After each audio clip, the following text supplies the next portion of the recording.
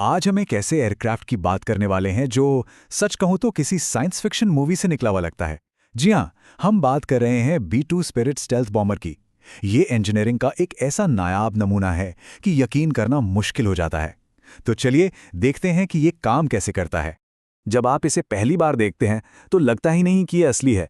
इसका जो flying wing design है, मतलब कोई पूंछ नहीं, कोई अलग से ढांचा नहीं, एकदम सपाट। ये इसे एक बहुत ही फ्यूचरिस्टिक और कह सकते हैं रहस्यमयी लुक देता है। एक ऐसा डिज़ाइन जो आसमान में देखने पर लगभग गायब सा हो जाता है। तो ठीक है, दिखता तो ये कमाल का है, पर इसके डिज़ाइन को देखकर दो बड़े सवाल दिमाग में आते हैं। पहला, भाई बिना पूंछ के ये हवा में सीधा रहता कैसे है? और दूसरा, और शायद सबसे बड़ा सवाल, कि ये दुनिया के सबसे एडवांस रडार सिस्टम की नज़रों से ओझल कैसे हो जाता है। चलिए आज इन्हीं रहस्यों से पर्दा उठाते हैं। तो इसकी कहानी शुरू कहाँ से होती है? सबसे पहले तो ये समझना पड़ेगा कि B-2 को आखिर बनाया ही क्यों गया। इसका काम सिर्फ बॉम्ब गिराना नहीं था। नहीं, इसका एक बहुत ही खास, एक बहुत ही स्ट्रेटेजिक मकसद था। B-2 को डिजाइन किया गया था भाले की नोक पन्ने के लिए। अब इसका क्या मतलब हुआ? इसका मतलब है कि ये एक डीप पेनिट्रेशन बॉम्बर है। मतलब ये वो प्लेन है जो दुश्मन के इलाके में सबसे पहले सबसे अंदर तक घुसता है।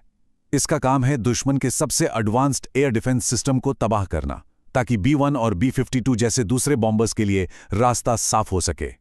और मजे की बात यह है कि ये जो फ्लाइंग विंग वाला आइडिया है ना, ये कोई नया नहीं है। इसकी जड़ें 1949 में जैक नॉर्थरप के YB-49 फ्लाइंग विंग से जुड़ी हैं। हाँ, उस जमाने में ये डिज़ाइन इतना ज़्यादा एडवांस था, इतना आगे का था कि इसे रिजेक्ट कर दिया गया। लेकिन फिर दशकों बाद जब स्टेल्थ टेक्नोलॉजी की ज़रूरत पड़ी, तो इसी पुराने आइडिया को B-2 स्पिरिट के रूप में एक नया जीवन मिला। तो चलिए अब आते हैं उस पहले बड़े सवाल पर कि आखिर ये प्लेन गायब कैसे हो जाता है। देखिए, B-2 की जो ये कमाल की स्टेल्थ कैपेबिलिटी है ना, इसके पीछे कोई एक जादू नहीं है, बल्कि कई सारी टेक्नोलॉजीज हैं जो एक साथ मिलकर काम करती हैं। रडार को धोखा देने के लिए B-2 दो बहुत ही स्मार्ट तरीके अपनाता है। पहला है इसका शेप, इसका आकार। इसका जो फ्लैट और एंगुलर डिज़ाइन है ना, वो रडार की तरंगों को वापस रडार स्टेशन की तरफ भेजने के बजाय किसी और ही दिशा में बिखेर देता है, डिफ्लेक्ट कर देता है। और दूसरा है इसकी स्किन, इसकी बाहरी परत, जो बची खुची तरंगों को सोख लेती है। इसकी ये जो खास स्किन है, इसे कहते हैं रेडार एब्जॉर्बिंग मटेरियल, या शॉर्ट में रैम। अब इसे एक तरह का स्पेशल पेंट ही समझ लीजिए। जब रडार की वेव्स इससे टकराती हैं तो ये मटेरियल उन्हें सोख लेता है और उनकी एनर्जी को बहुत ही मामूली सी गर्मी में बदल देता है। तो नतीजा क्या होता है? नतीजा ये कि रडार स्टेशन तक कोई सिग्नल वापस ही नहीं पहुंचता। कमाल है ना? पर सिर्फ रडार से बचना ही काफी नहीं है। आजकल मिसाइलें गर्मी को भी ढूंढ लेती हैं, तो इसे हीट सीकिंग मिसाइलों से भी बचना होता है। और इसके लिए भी B-2 में कमाल का जुगाड़ है। इसके इंजनों को प्लेन के अंदर बहुत गहराई में छुपाया गया है।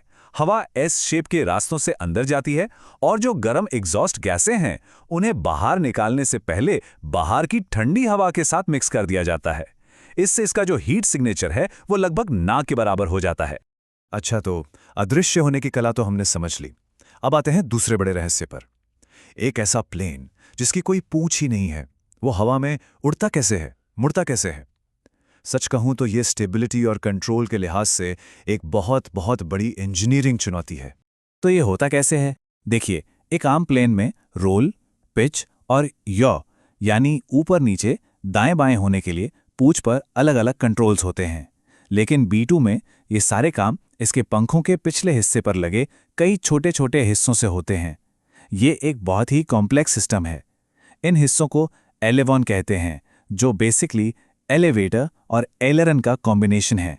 ठीक है, 11 से ऊपर नीचे या रोल करना तो समझ आता है, लेकिन सबसे बड़ा चैलेंज है बिना रडर के दाएं या बाएं मुड़ना, मतलब यॉ कंट्रोल। B-2 इस प्रॉब्लम को एक बहुत ही अनूठे तरीके से सॉल्व करता है।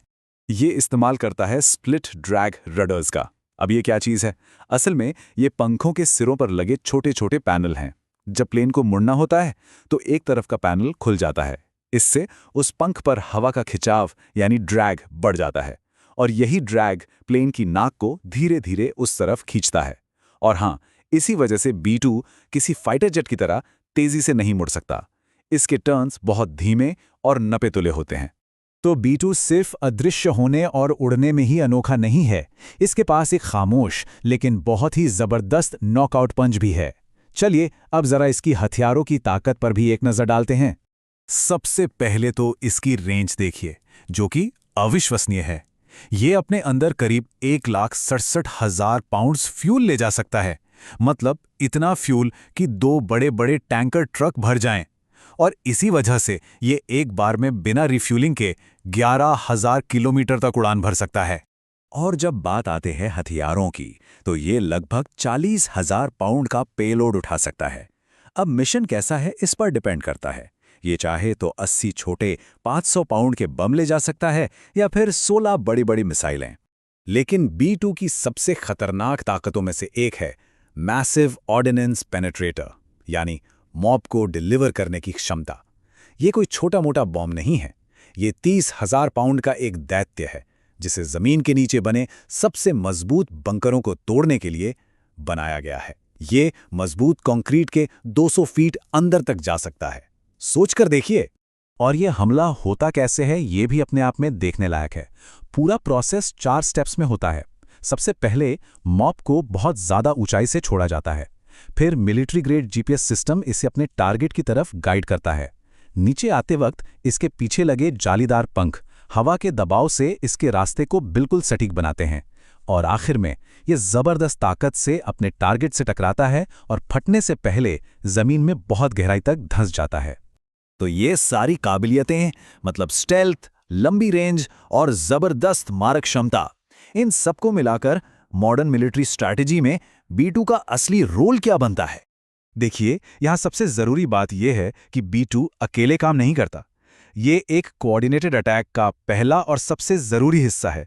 B2 चुपचाप अंदर घुसकर दुश्मन की आंखें और कान, यानी उनके सबसे बेस्ट रडार और मिसाइल सिस्टम को खत्म कर देता है। इसके बाद तेज रफ्तार B1 लैंसर आता है और बचे खुचे खतरों को साफ करता है। और सबसे आखिर में जब रास्ता पूरी तरह से साफ होता है, तब विशाल B-52 बिना किसी डर के आता है और बड़े पैमाने पर बमबारी करता है। चलिए अब कुछ आंकड़ों पर नजर डालते हैं, जो इसकी ताकत और इसकी अहमियत को और साफ कर देंगे। पूरी दुनिया में सिर्फ 19 B2 स्पिरिट ही सर्विस में है। जी हां, सिर्फ 19। हवा में रिफ्यूलिंग के बाद ये 44 घंटे तक लगातार उड़ सकता है, मतलब लगभग 2 दिन। और इस इतनी बड़ी, इतनी कॉम्प्लेक्स मशीन को उड़ाने के लिए सिर्फ 2 लोग लगते हैं, एक कमांडर और एक पायलट।